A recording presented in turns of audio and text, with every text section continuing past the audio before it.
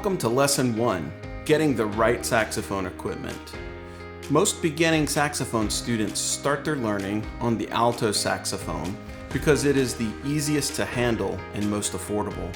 However, this course does not require that you begin on the alto. This course works perfectly for any of the saxophones. Whether it's an alto, tenor, bari, or soprano saxophone you choose to begin on, you want a saxophone that is constructed well and easy to play. You do not want a saxophone that has leaky pads and won't play in tune with itself. Most likely you will not enjoy practicing and playing on a leaky, poorly constructed saxophone. The more you play and practice, the better you get, and the better you get, the more fun it is to play and practice. This is exactly why you need to have a saxophone that is constructed well and easy to play. What saxophones are constructed well and easy to play? I've been teaching saxophone lessons for 20 years, and that means I've played most every saxophone out there. My students and I have had great success on Yamaha, Selmer, Yamaha, and Eastman saxophones. My personal favorite for beginners and intermediate players is the Yamaha YAS26. It is easy to play, and the design and construction are amazing, and if taken care of, it will last a lifetime. The Yamaha YAS280 is my second favorite saxophone for beginners and intermediate players. So in my experience, Yamaha, Selmer, Yamaha, and Eastman are going to be your most reliable brands of saxophone. Many people are curious about the unbelievably cheap saxophones on Amazon or in the big box stores. For our purposes, we will refer to these saxophones as unbelievably cheap. Some people have had success with the Jean Paul or the E-Star saxophones. If budget is an issue and this is the only way for you to get started learning how to play the saxophone, then these unbelievably cheap options may work for a period of time. You should be aware of some risks you take when purchasing the saxophones on Amazon or other online vendors. There may be air leaks, meaning the pads that cover the tone holes don't seal completely. So if you see this saxophone here, which is a tenor saxophone, these are the pads here. They should seal over the tone holes.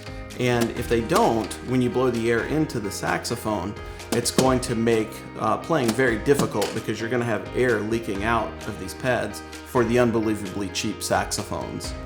An unbelievably cheap saxophone usually doesn't play in tune with itself either. This means many of the notes swing way sharp or way flat even after you tune the saxophone by moving the mouthpiece up and down the cork. There really isn't a good way of resolving these issues other than contacting customer service and getting them to send you another saxophone, which will probably be very similar to what you received the first time. Another risk that may give you a headache is that most repair technicians, music stores, and band directors will not work on these unbelievably cheap saxophones. This is mainly because they do not stock parts and materials specific to the brand of saxophone, and even if they did, the cost of fixing the manufacturing problem would be close to the actual cost of the unbelievably cheap saxophone. The risk of buying an unbelievably cheap saxophone also depends on what kind of beginning saxophone student you happen to be. If you are a middle school or high school band student taking a band class, you will be required to play individual performance tests on your saxophone for a grade. Therefore, you need a saxophone that is easy to play, meaning the pads seal over the tone holes and don't leak air. This type of student also needs the saxophone to play in tune with itself, because the student will be performing with a group of other students. An unbelievably cheap saxophone can cause a student to struggle to play in tune with the rest of the group. These issues will most likely affect the student's final grade in the class. If you will be playing and practicing mainly by yourself, using the Sax Rookie course outside of a formal classroom setting, you may be okay with a cheaper saxophone as long as the pads seal nice and tight over the tone holes, so you won't have to struggle and overblow to overcome the leaky pads. There are great used Yamaha, Selmer, Yanagisawa, and Eastman saxophones out there if you are up to searching for them. Some are in near perfect shape and some need repair. Good repair technicians can make good quality used saxophones play just as well or better than new ones. If you are not sure where to find a qualified saxophone repair technician, email a band director at one of your local schools.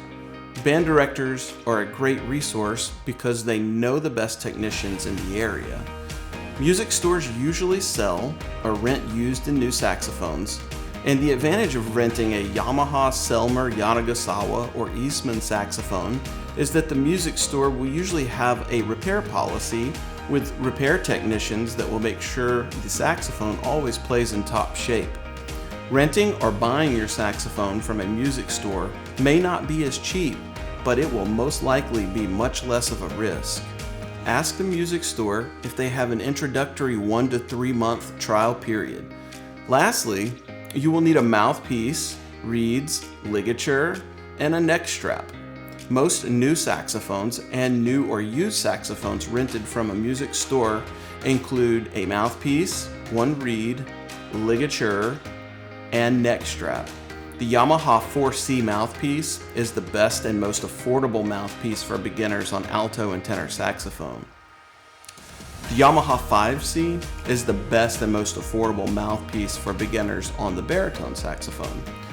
You really don't need a fancy ligature or neck strap to get started. A cheap metal ligature and a cheap neck strap is all you will need at first. I also recommend that beginners not buy the most expensive reeds. The Rico Orange Box 2.5 strength is what I recommend for beginners. You will need more than 1 reed to get started because reeds are somewhat fragile and easy to break. There will be plenty of time and opportunities to upgrade your reeds, ligature, neck strap, and mouthpiece once you get comfortable with the fundamentals of playing the saxophone. I suggest renting a quality saxophone and taking my beginner saxophone course at www.saxrookie.com so you can learn the correct way of playing the saxophone and then decide if you enjoy it and want to continue. Most likely you will enjoy playing the saxophone, you'll have fun, and you'll want to continue. Click on the Sax Rookie link down below, right above the comments section, so we can get started learning how to play the saxophone. See you soon.